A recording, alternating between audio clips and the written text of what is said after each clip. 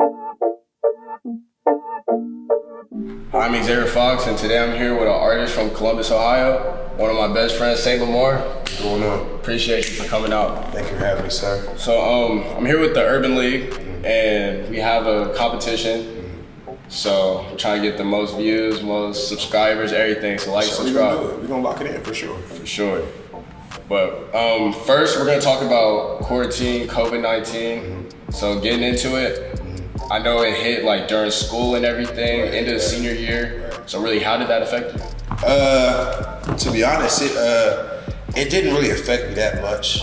I mean, it affected me, it affected everyone. I'm in school, so of course it affected me. But as you know, I make music and stuff, so my focus was never really on school or anything big. It was just like, making sure I can get from state to state and from studio session to studio session and stuff like that. So the school thing really wasn't a big deal, but I feel like life after that was like, that changed a lot.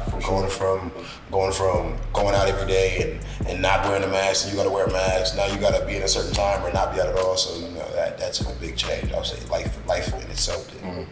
Especially beginning with those lockdowns. For sure. Only be with like 10 people. Yeah, that was everything shut down. My job had closed down. All that. If you look back at it, you think like that was wild. They really stopped everything. Like they stopped people getting money. They stopped like that. That's a big thing. For sure. What? You think about it? That's wild. Like when we get older, we're gonna be I feel like our generation adapted to it pretty quick. It was someone on Instagram. It was like BC stands for before Corona. Now. It was a big thing. Like this is serious. Like we're in it right now, so we can't see how big of a deal this is. Like they stopped the world. Everything was closed. No food.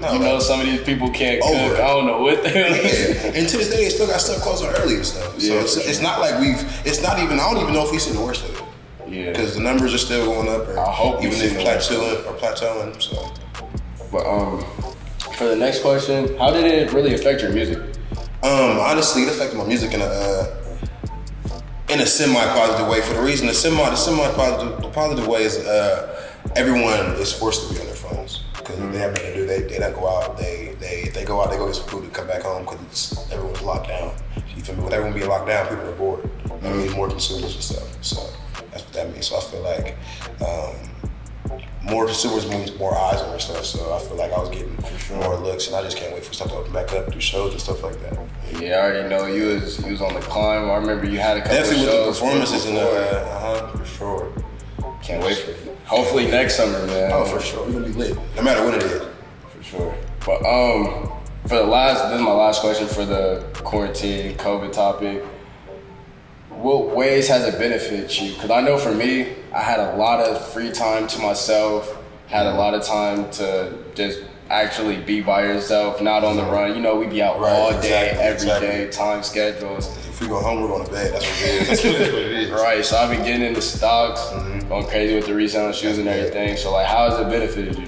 I feel like the same way as you almost. I feel like spending time to perfect crafts and pick up new hobbies and stuff like that. All that's anything to keep me from being too bored or going crazy, being locked up. Like you feel me, just being in the house all the time. So whether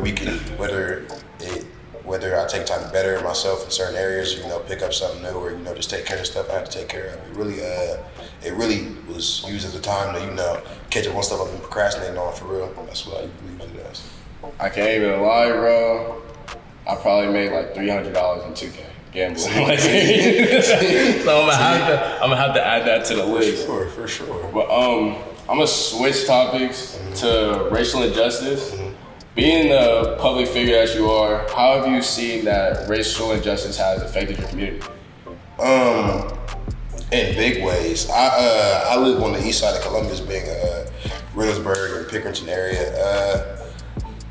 It's being in that area. It's a lot of white people, and it's not as many black people as white people over there. And really, honestly, earlier on, growing up and going to school and stuff in Pickerington and Reynoldsburg, you didn't really get that much, racism or kickback from white people because they seen us like from early on. Like it's not like it's a small number of black people.